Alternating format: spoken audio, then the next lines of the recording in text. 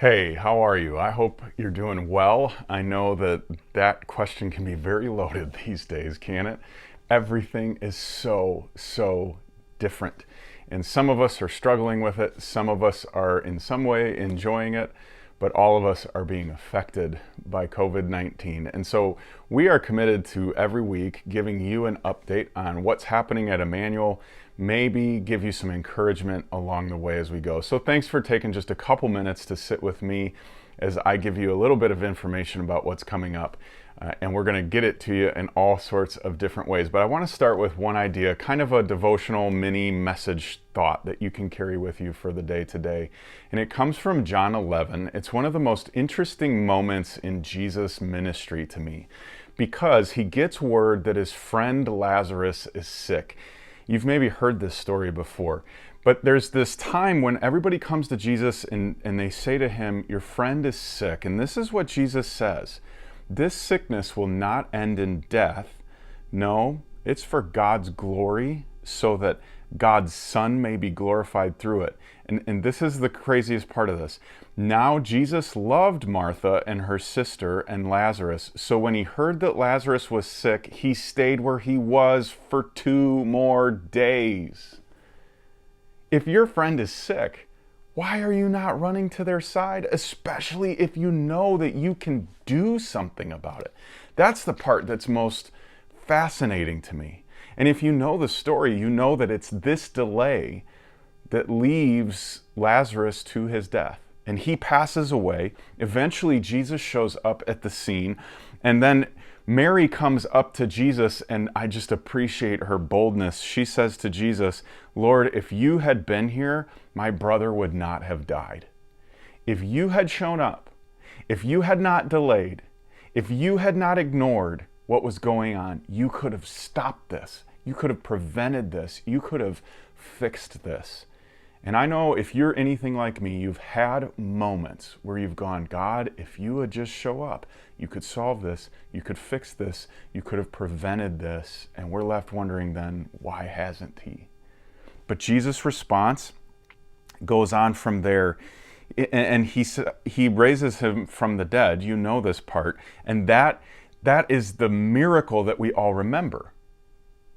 And I have to force myself to think, if he hadn't delayed, that miracle wouldn't have happened. And so Jesus says, I knew that you always hear me. He's talking to his Father. "But I said this for the benefit of the people standing here, that they may believe you sent me." And I think in that he's summing up the entirety of what's going on. He wants people to believe that he was sent. And so you and I are in this place where we feel like we're waiting and there's a major crisis on our hands. And where is God?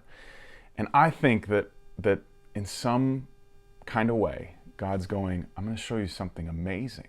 I'm going to show you something amazing about me, and I'm going to remind you of who your faith is in through this, and I'm going to grow you, and I'm going to stretch you." Mary, Martha, and Lazarus certainly were never the same after this moment.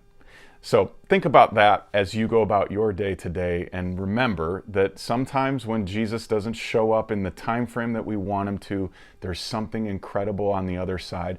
And we've talked a lot about this on our staff and at the elder level and with all kinds of friends. Every crisis brings a lot of problems, but it also brings a lot of opportunities. And that's what we're committed to, is learning in this and growing in this. And I hope you will be too. What are you going to be when you come out on the other side of this? What story are you going to tell on the other side of this? Keep that in mind as you go.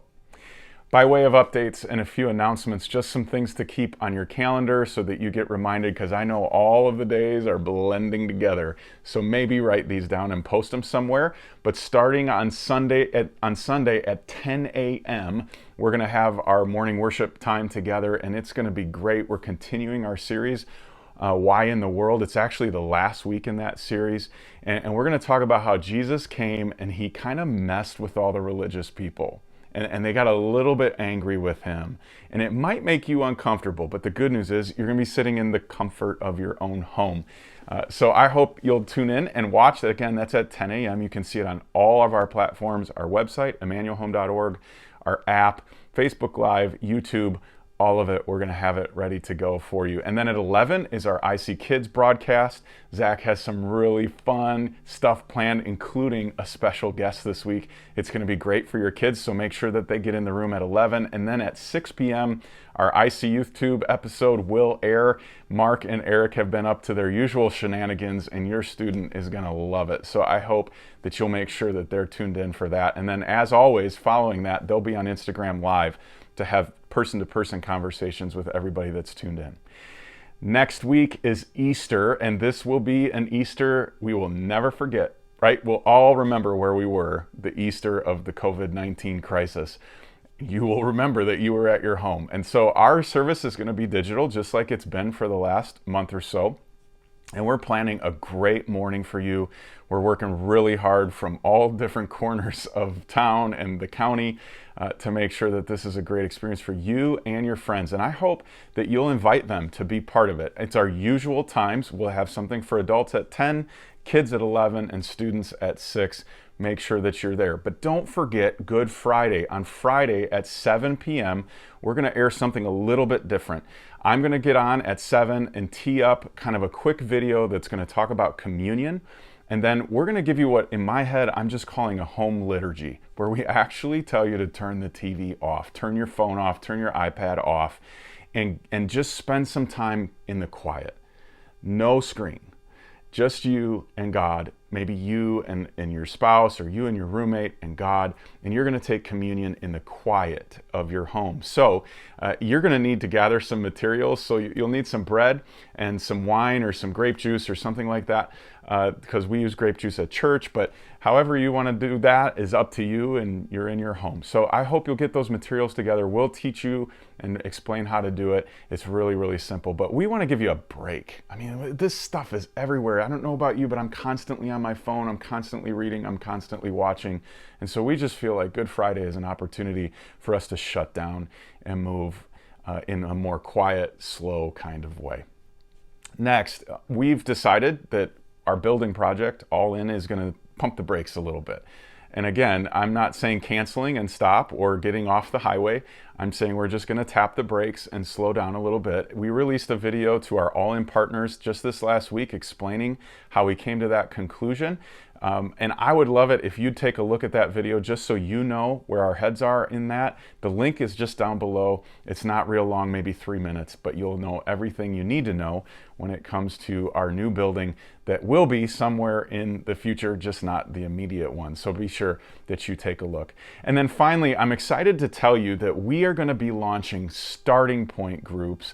Even though we can't come together physically, we're going to use the power of Zoom, where we can gather people together on screens and get them connected, and they'll be able to share the screen and look at things together, and the videos are going to be all available online.